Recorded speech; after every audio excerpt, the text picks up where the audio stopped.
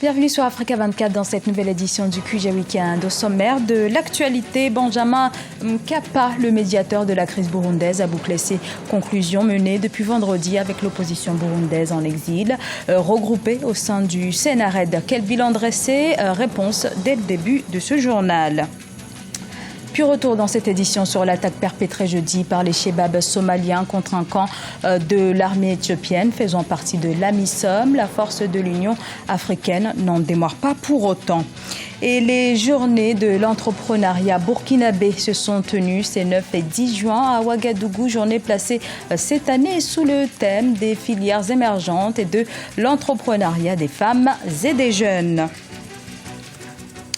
Mais avant de développer ces titres, les deux anciens ministres Ousmane Kaba et Al-Husseini Makanera Kake sont officiellement exclus du Rassemblement du peuple de Guinée, le parti présidentiel.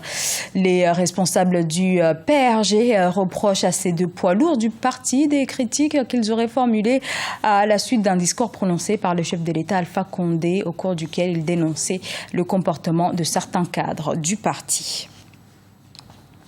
Benjamin Mkapa a donc clôturé les consultations menées avec le Sénarède, coalition de la quasi-totalité de l'opposition burundaise en exil. Le Sénarède, qui n'avait pas été convié dans son intégralité au pourparlers avec les autorités burundaises en mai en Tanzanie, se dit satisfait des discussions avec le facilitateur. Je vous propose d'écouter l'ancien président burundais et membre du Sénarède, Sylvestre Ntibanganya. Le facilitateur a eu l'occasion de se rendre compte que le Sénarède est une plateforme qui a une vision, qui a également une stratégie pour contribuer à résoudre la crise burundaise en privilégiant la voie de la paix qui passe par le dialogue. Et je pense que cela pourra aider à faire avancer le dialogue et à faire avancer les négociations pour aboutir à cette solution que tous les Burundais attendent. La suite devrait être normalement le début du véritable dialogue et des négociations.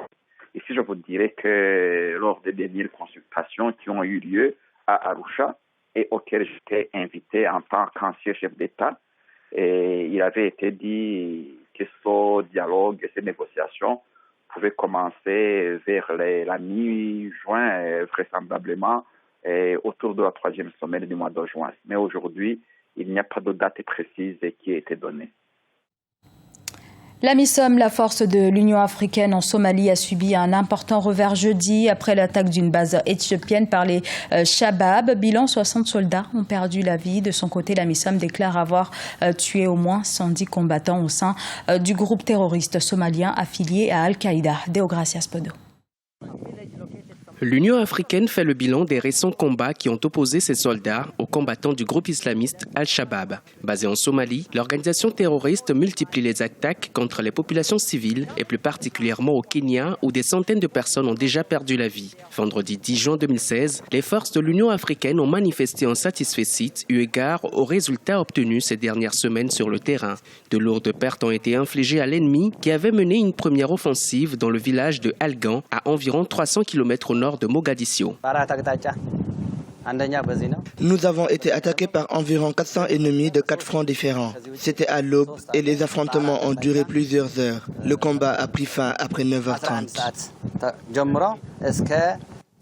L'AMISOM a déclaré avoir également découvert une cache d'armes sans pour autant préciser le nombre de victimes dans son camp. Les islamistes d'Al-Shabaab ont revendiqué avoir éliminé au moins 60 soldats éthiopiens dans l'attaque. Le gouvernement somalien de son côté a tenu à saluer toutes les forces en présence et engagées dans une lutte qu'il est possible de remporter.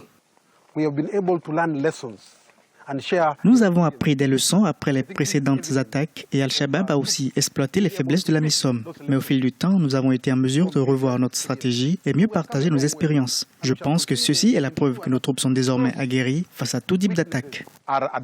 Depuis 2011, les militants islamistes Al-Shabaab subissent l'offensive de l'AMISOM, la mission de l'Union africaine en Somalie. Ils ont été poussés hors de la capitale somalienne, Mogadiscio, malgré leur emprise sur plusieurs autres zones. La journée mondiale contre le travail des enfants, c'est ce dimanche 12 juin dans le monde. Plus de 246 millions d'enfants entre 5 et 17 ans sont contraints de travailler sur le continent africain. Dans la zone subsaharienne, le travail forcé touche plus d'un enfant sur 5. Cette année, l'Organisation internationale du travail met en lumière le travail des jeunes sur les chaînes de production. La 11e édition des Journées de l'entrepreneuriat burkinabé qui s'est penchée cette année sur les opportunités de l'entrepreneuriat des femmes et des jeunes a été suivie de la Nuit du Mérite, l'occasion de mettre à l'honneur les meilleurs projets d'affaires portés par des jeunes entrepreneurs. Le compte-rendu de Jean-Paul Ouedraogo, reportage. Le Burkina Faso célèbre ses entrepreneurs. À travers une soirée dénommée la Nuit du Mérite, la maison de l'entreprise récompense les meilleurs plans d'affaires portés par des jeunes. Pour l'édition 2016, ce sont 694 projets qui ont été présentés. Et pour Stéphane Sanou, ministre burkinabé en charge du commerce et de l'industrie, cette initiative est pour la promotion de l'entrepreneuriat des jeunes. Les projets enregistrés cette année dégagent un besoin de financement d'environ 10 milliards de francs CFA pour une prévision de création d'au moins 6 000 emplois. Vous conviendrez avec moi que notre économie connaîtra un essor si l'ensemble de ces projets venaient à être réalisés. C'est pourquoi je lance un vibrant appel à l'ensemble des partenaires pour accompagner ces projets. Avec des prix allant d'1 500 000 à 10 millions de francs CFA, seuls les projets créatifs et innovants ont été primés et mis en avant durant la soirée. Sur près de 700 plans d'affaires réceptionnés, 48 plans ont été distingués pour un montant total de 179 800 000 francs CFA, dont plus de 7 millions sous forme de crédit. Ces montants devront servir à innover dans des secteurs tels l'élevage, la couture, la transformation d'aliments et l'exportation ou encore la restauration et l'artisanat. Il faut dire que le projet, d'abord, il y a un restaurant qui existe déjà et je vais maintenant essayer d'insérer le côté industriel pour encore développer. Alors, donc, il faut dire que dans quelques mois, dans toutes les grandes écoles, universités, à partir de 12h, 10h et 12h, vous allez avoir, les étudiants auront à leur disposition de la checker chaud, bien faite et de bonne qualité. Il faut dire que nous intervenons dans le domaine de la confection de chaussures, de type mocassin et également de type nu-pied à partir du cuir local. Et également, nous utilisons les pneus usés qu'on recycle pour en faire les semelles. La Nuit du Mérite se tient dans le cadre de la 11e édition de la Journée de l'entrepreneuriat burkinabé, qui se veut, selon les autorités, une plateforme de promotion du développement économique du Burkina Faso. À noter qu'une autre catégorie, à savoir les prix d'excellence, ont récompensé les entreprises qui se sont illustrées de manière positive en étant en règle vis-à-vis des impôts et de leurs cotisations sociales. Après la perte en début de semaine de Stephen Keshi, ancien sélectionneur de l'équipe nationale de football, le Nigeria pleure une autre légende du football. Amadou Chouaïbou est décédé ce vendredi à l'âge de 58 ans. À 4 reprises sélectionneur des Super Eagles, il a notamment qualifié son équipe aux Coupes du Monde 2002 et 2010.